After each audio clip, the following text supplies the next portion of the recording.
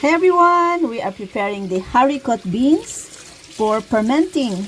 So this amount are harvested for 2 days. And I want to show you how gorgeous is this. Look at that, guys. Look at that color, isn't it? Wow, it's gorgeous. Purple color, beautiful beans. Okay, so we're going to ferment this and in salt because look, it's a lot. This is just a 2-day harvest from the haricot beans. Look at this, guys. Look at our harvest. These are haricot beans and they're a lot. So there is so much harvest and I can't finish this one. So what I have done, I have washed this one and allow it to drain first so that we can get rid as many water as possible, right? So we're going to ferment this. We're going to do ferment haricot beans. So these are a mix of different sizes, guys. A lot of different sizes.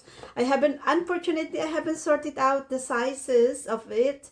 So we're gonna try to actually sort its sizes. So in fermenting ideally it's nice to ferment in a box of all of the same kind of the same sizes. So I have a clean jar that it doesn't have to be sterilized jar. All you need is clean jar to start fermenting. So I have this one. I have big clean jar in here, and also I have a special lid on it. And if you don't have a nice lid like this, it's okay. You can also use just the lid for your jar, but I have this special one, so I'm gonna use this. I try to avoid also a metal lid. Always go for plastic because the metal lid has reaction with this. It does react with the salt, so you have to try to avoid metal. So always use glass, and also the lid I also go for plastic lids or something else. So now I do invested on a lid like this. The reason why is that so that I don't have to open the jar when I need to barb it. So once this one has a close on it, and when you want it to barb, to let the carbon dioxide build up, it can just get out from the holes over there. So without opening it, so that prevent the more air to go in. So what I do, guys, is first is of course clean the beans properly, and then the next thing is to sort them by sizes, and then put them in the jar. So what I'm doing is that I'm putting in the jar. What I normally do is I'm gonna just put them in the jar so that I can have an idea of how much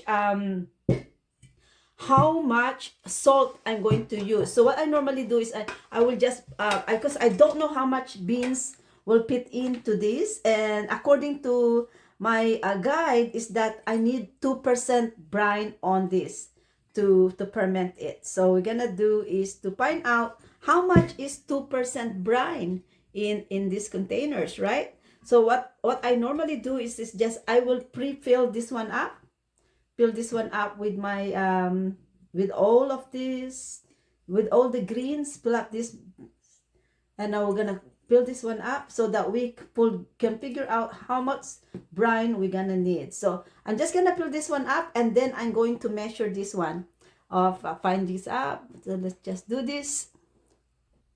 Okay, so guys, what I have done is in order for me to know how much salt I'm gonna need in here, I fill this one up, and this is the amount that we need. Now I need to measure this to get a 2% of salt brining, right? So what I have to do, I have a tare over here, and we're gonna just measure this there to 0. Just do that. So that is a 0. This is the same value of this, so I'm gonna know how much is this, right? So now I'm gonna put this on. I want to see, I want to go on a gram. This gram, 7, okay, I have 728 gram in here. Now I'm just gonna calculate up how much is 728 of gram on 2%. So we're gonna do that, and I have my calculator.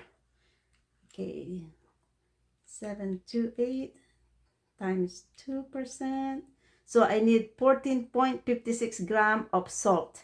So we're gonna measure salt. Zero this out.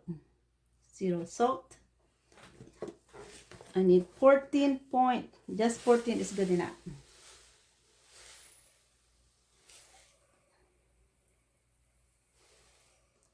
Oops, I got too much. I just need 14. So get it. So in this one, guys, I'm using kosher salt. I've tried different salt in the past, but I have no I have more success of not wasting my stuff with kosher salt. So I'm sticking only to kosher salt. Yeah, so I need at least 14 grams of salt in here. So this I have 14 grams, so that's good. We got 14.56 or 15 grams. So this is the amount of salt I need in one jar of this. So now let us I'm gonna create just a few more of 14 salt. 14 to 15. Okay, this is 15. Let's get more. 14. Okay, so that's the amount. Okay, it doesn't have to be exact on salt type. Okay, so that's basically it for one.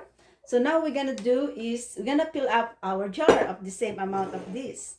So to do that, we're gonna have to put in our spices that we want to season our ferment. So I have enjoyed just the mustard seeds, so I'm gonna use mustard seeds.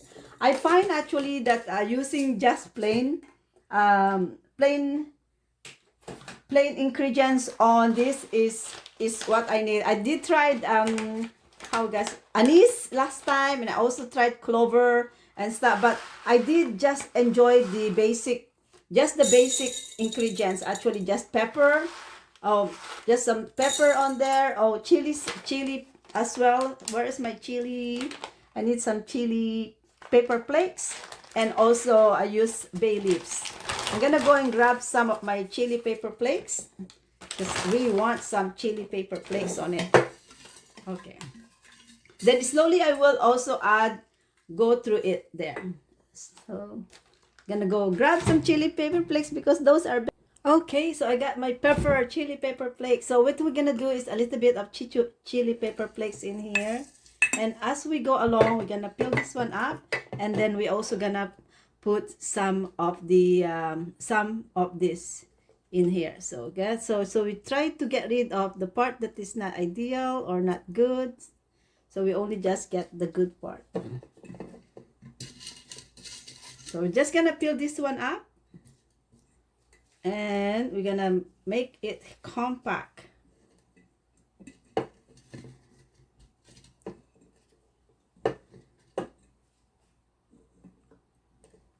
Okay, as we filled it up, we basically just scattered our sauces in there like that. Okay, we're just gonna finish this up. Okay, guys, so I managed to squeeze as many possible beans in here, and there is the goal is to just crowd it. The more you crowd it, the more you can get rid of the air. So I'm crowding it in so that I can get rid of the air out of it.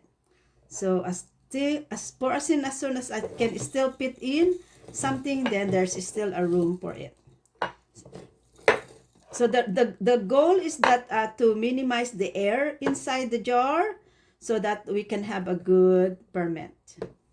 So I'm squishing them up, making them crowded. This is just basically the hardest part now, is to squeeze as much as you can to crowd it.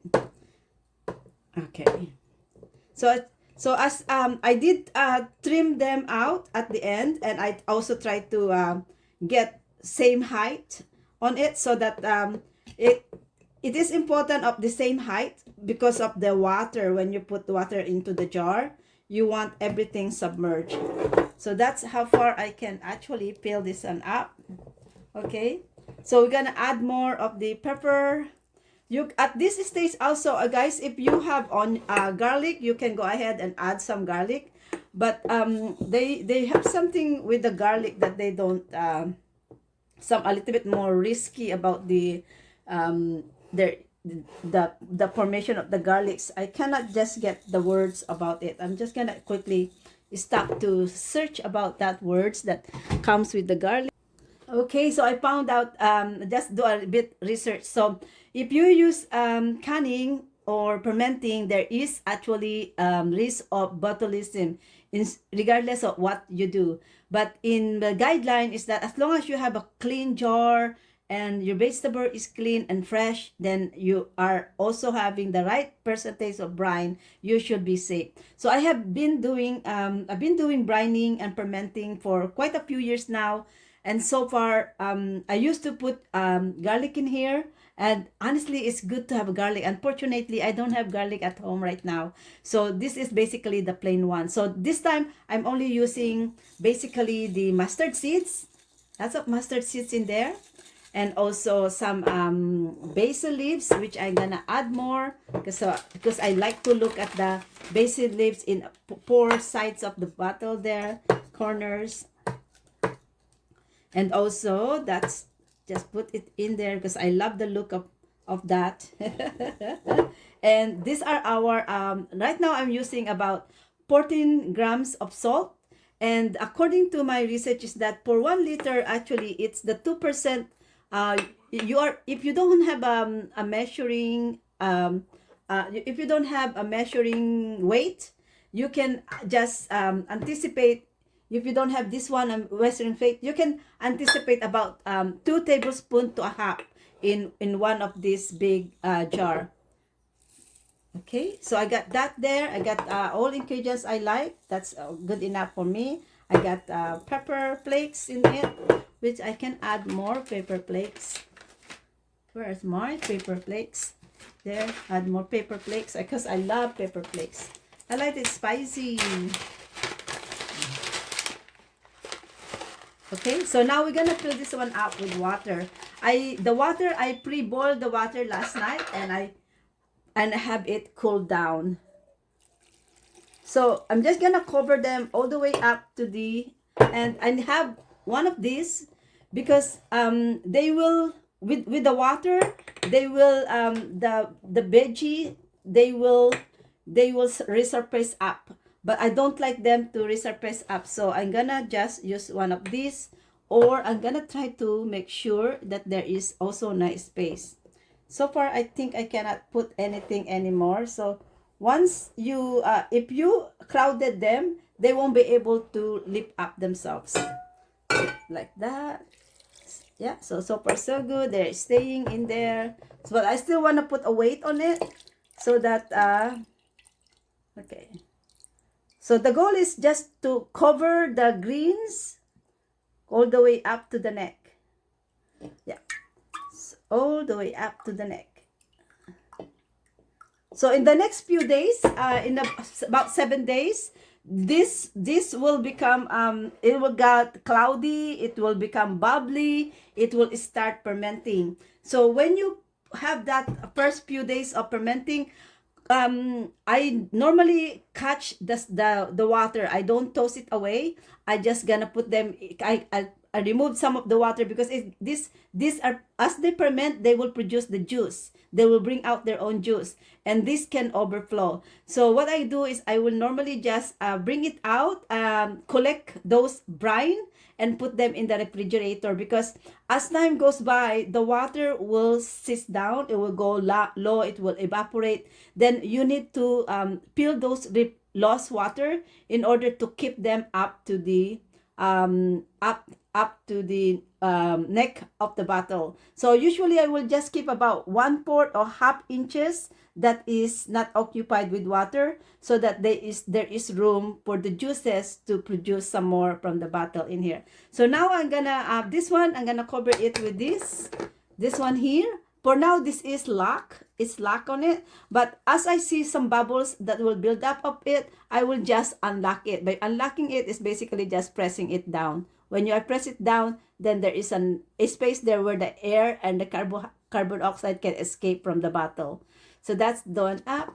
So it's just now, the good thing of investing on a lid like this is that I don't have to open it up, and I don't have to expose the bottle from air.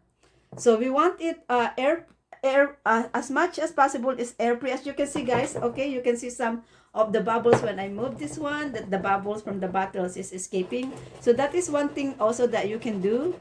I think I should just leave this one open up so you can see the movement of the bubbles. When you shake the bottles, actually,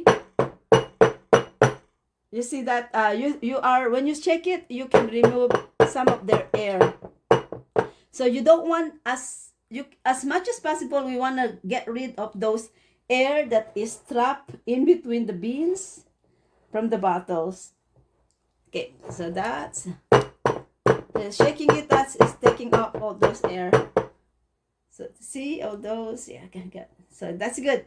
So now I can leave this one here, and I just gonna monitor this on the usually on the 3rd to 7 days that the juices, they produce more juices, they're starting to ferment, and then the smell will be there. And that is also when I have to look for, make sure that it's not gonna develop any mold on it. So that's it for now, guys, and I'm gonna do more follow-up video of the progress of this one. So I'm gonna do more. I got a lot more.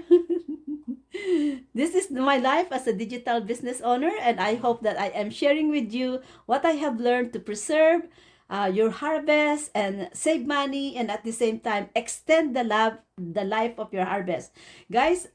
If I get lucky, actually, the fermenting time, it may takes about 3 or 6 months. It depends to how sour you want your ferment. I think 3 months is last time there, but I think I went through it for a longer period of time as I like it sour. And also as it ferments, you can actually, once you love the taste, you like the sourness of it, and you like the tenderness of it, it's actually ready. You can start eating it. And the good thing is of fermenting is that you can leave this in a room temperature. This doesn't have to occupy space in the freezer.